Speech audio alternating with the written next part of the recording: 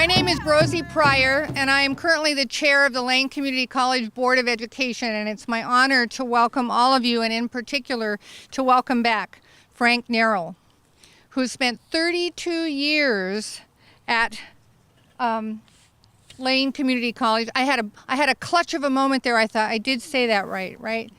You know, they teach you don't ever pronounce somebody's name wrong, and then that's the first thing you do, right? You pronounce somebody's name wrong. So it is Merrill, isn't it? How? Welcome back. Welcome home to Lane. We have a permanent place for you here. You know, on a day like today, my favorite place to be is outdoors. My car said it's 73 degrees, and I think it's very interesting that after all the days of typical Oregon rain that we've had all week long, today, on a day we wanted to be outside to honor you, the sun has come out. It's as out as it's going to get in Oregon, and it's 73 degrees, so welcome home. Welcome home. So I'm going to read something because I don't want to leave out a single important fact. First of all, I want to welcome Frank's family. His wife Dixie is not with us today, but today is her birthday, so she deserves a round of applause just for having a birthday. And there are a number of family members here. If you're Frank's family, why don't you give us a high sign so we can honor you as well. Welcome, all of you. Welcome. Glad you're here with us today. Frank is a veteran of the United States Navy, and he started working at Lane in the counseling department in 1971. And in 1993, he became the college's first Native American student program coordinator and led the college's outreach and support of our Native American students. He's a member of the Karuk tribe in Northwest California.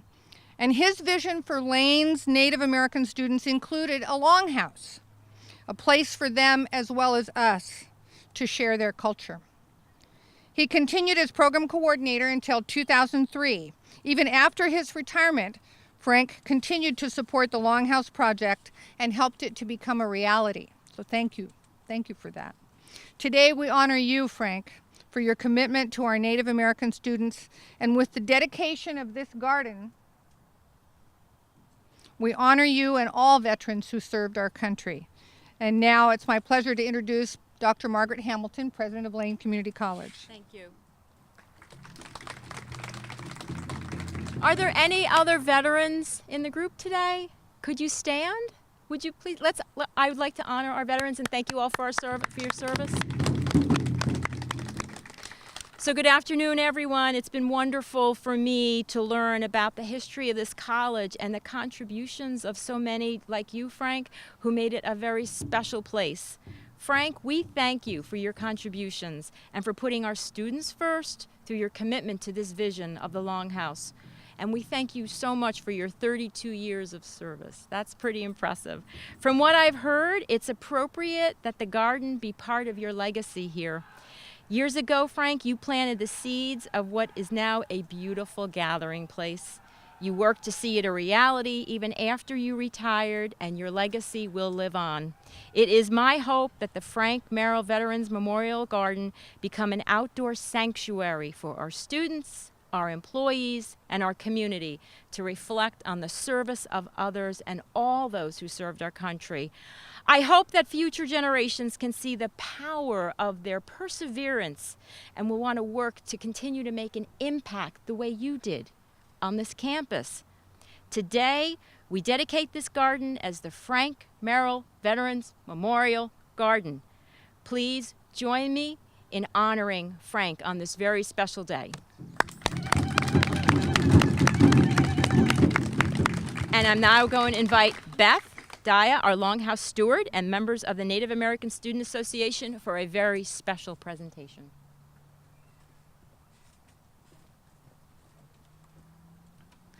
Gawatsi.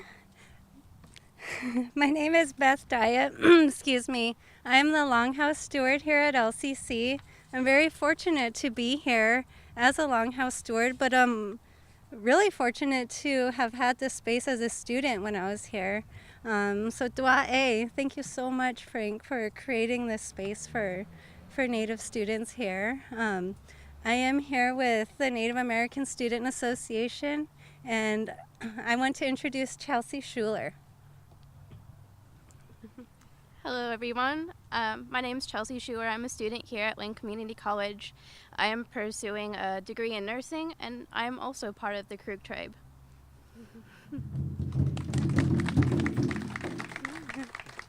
Drew, do you want to introduce yourself? My name's Drew Viles. I'm on the faculty here. I'm also the co-advisor for the Native American Student Association.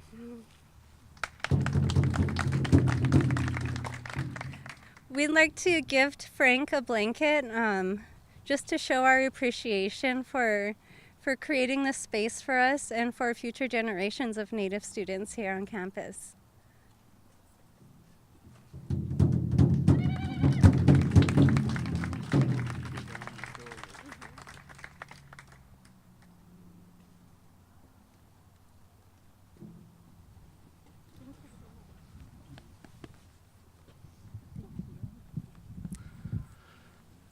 I'll give you a hug now.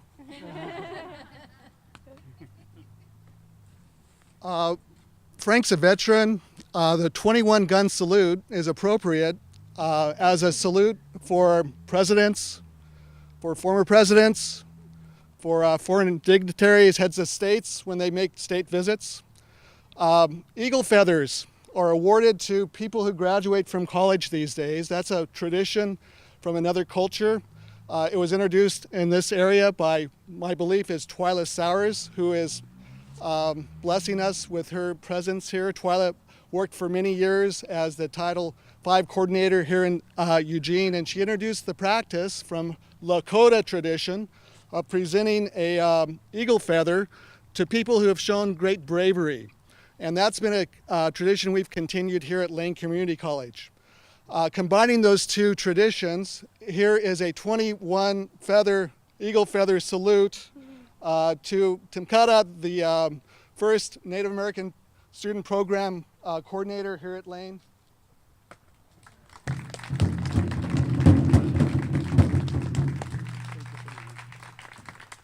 can put them in here if you like. Keep them off the ground.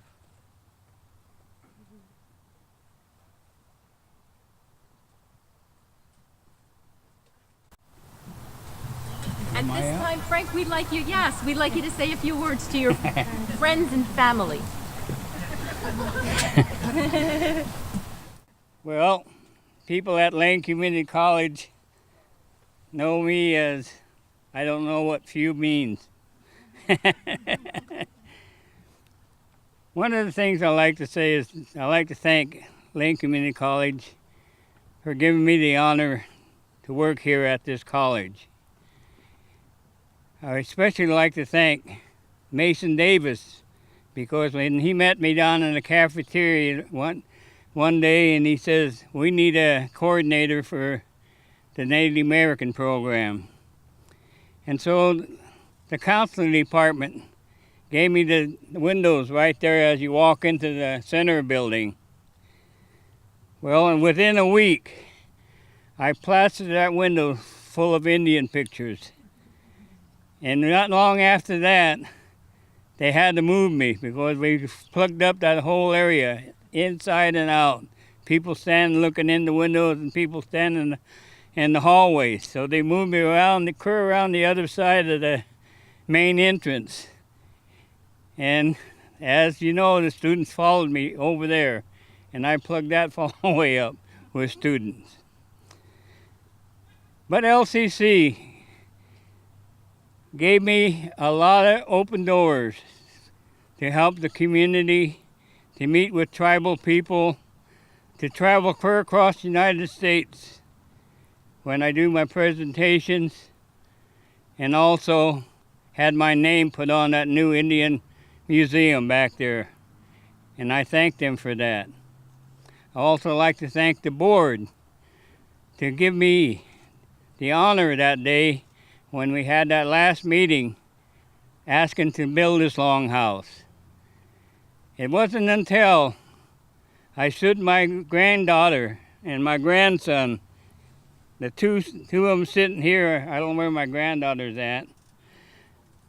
But anyway, I stood them up. There was only one was 5 and the other one's 7 and probably 9 or 10. And I stood them up and I told the board, you tell my grandkids that when they come to college here, why there ain't a longhouse on this campus. And within a few minutes, the vote was turned in that we'll build this longhouse. For 13 years, I did a presentation every Monday night because I believe that with the new way of living, with all your technology and all the things that you need to learn about from our Indian people coming here to this college, they also had to remember who they was and how they lived and how our ancestors passed down generation to generation the things that we learned. I'm so proud of me that I took the time to listen to my elders as I grew up. When I lived on the reservation, I was the oldest boy, so I got to go hunting with the big old people, the men, and they would tell me stories, and I would ask a lot of questions about different animals, different things that was given to us, and why do you look up to this and honor this tree? Why do you honor this animal in this way? And they would tell me the stories of why it came about. My tribe, main meal was the acorns from our oak tree. And every year when I was young, all of our families from around as far as they could travel would come down to this one tree, and we would bless it and honor it, and they would sing songs to it. So each year, that oak tree would come back with the food for our nourishment to last through the winter and through the times of need of our families. This was a gift that I learned, that we need to do this. And so I carried this to them every night, the Monday night class over here. I know Lane Community College hired me, but it wasn't just me. My wife, for 13 years, every day, every Monday night, she would cook a meal for all the students and the community people. And I honor her for that. And for 5 years, before this longhouse got built, and before Barbara and us got together and finally got to use the kitchen to cook some of our meals, and our powwows were getting bigger and bigger. My wife, myself, and my kids, we'd all get together and we'd cook the meal at my house and we'd bring it out in any way that we had to carry it for 5 years. And one year we even fed over 1,000 people, because I believe that our elders should have wild game at our powwows in honor of them and the respect that we have for all the knowledge and wisdom that they showed us throughout our lives. So I brought in the elk, the salmon, the deer, and then I also brought in turkeys and hams and hamburger to cook and feed these 1,000 people that came out to our powwows. And then one day after the 5th year, Barbara and a few of the other women in our community of Lane Community College decided they would help cook the turkeys for us. And the following year, guess what? We had a big meeting with the kitchen down there to get it opened up so that we could cook our meals on this campus, and I wouldn't have to bring it out here in pots and pans and in any way that we could carry it to feed the people. And I thank Barbara and the rest of the people for doing that. I thank all the people out here at Lane that I have touched in a way to make things happen, because I'm only one man.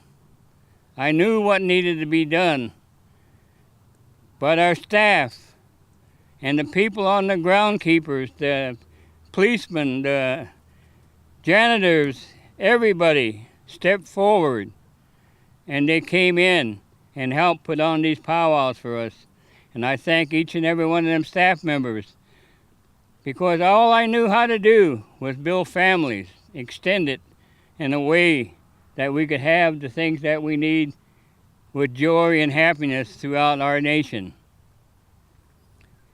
One night, on Monday night, when I was looking for a place to put this longhouse, we set the drum up right there by that rock on the other side.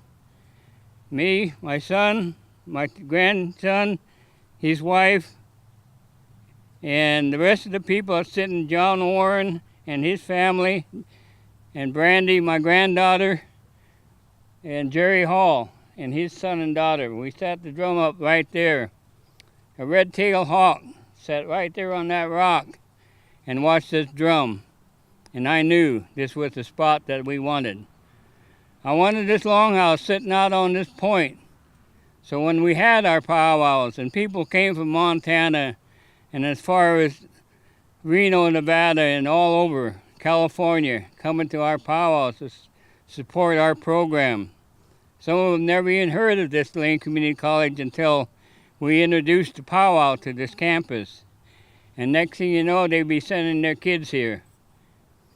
But the red-tailed hawk is our family emblem that we look up to. It follows us wherever we go.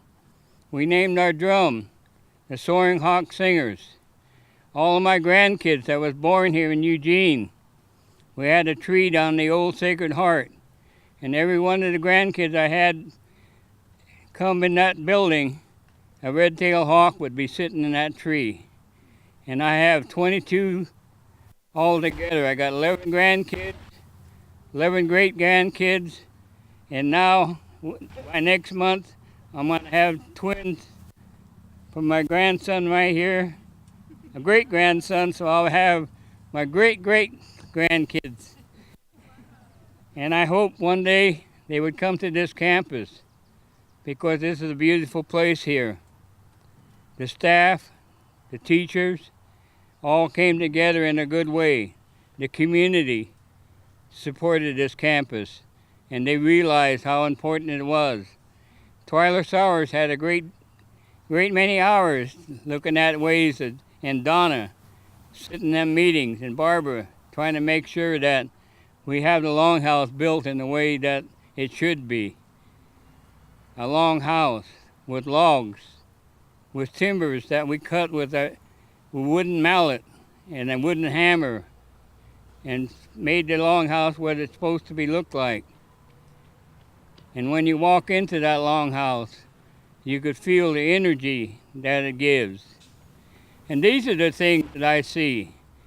I just wish my name wasn't the only one on this podium here. I wish I would have read Frank, Merrill, and families, because military families are the ones that kept this thing going. Not only here on this campus, but in the cities.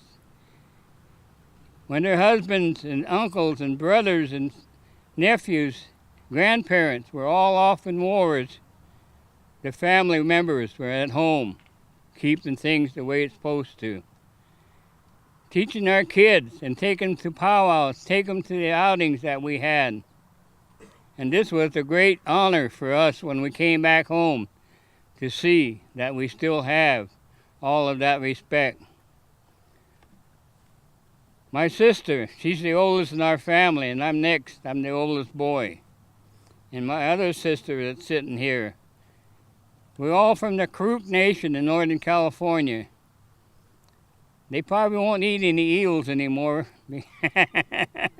but eels was one of our main diets.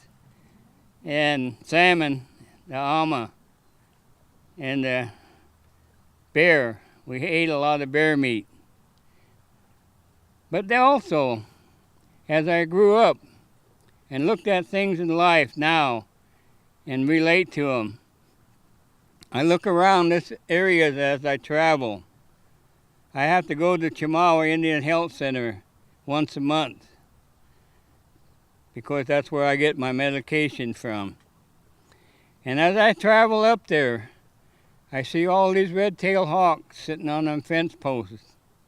And when I look at them, and they looking at the highways, waiting for a roadkill, I point at them and say, turn around into the fields. You're our warriors. You're our hunters. You need to show our people as we drive by you the respect that you have for your hunting.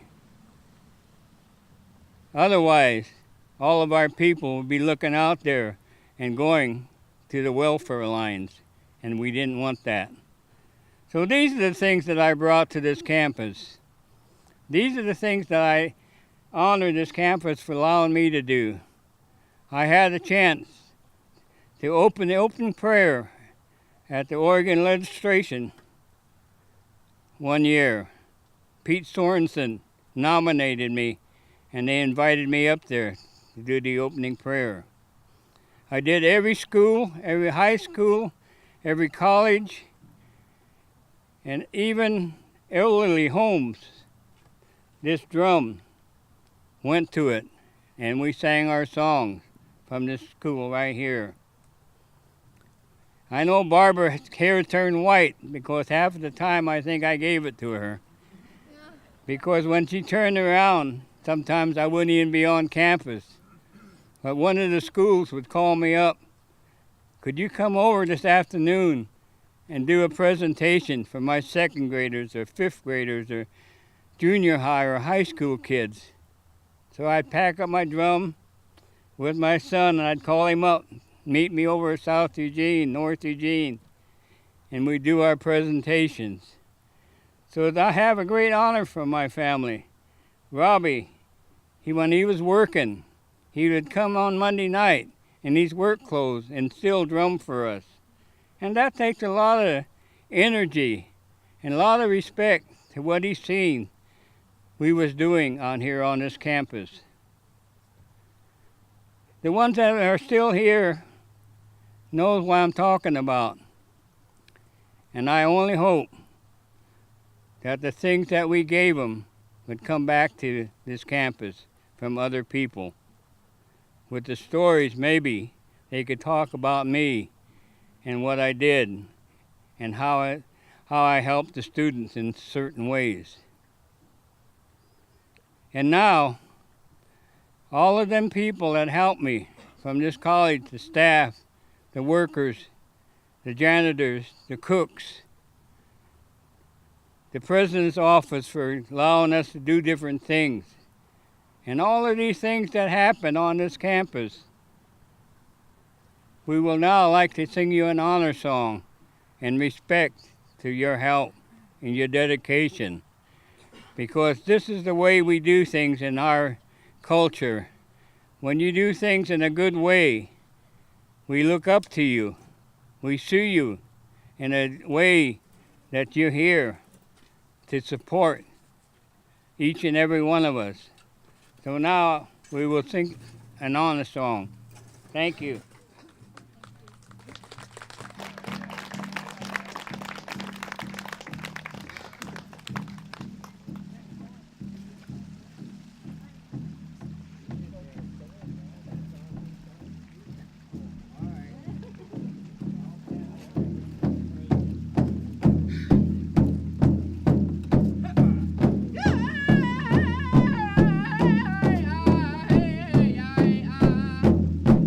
Yeah.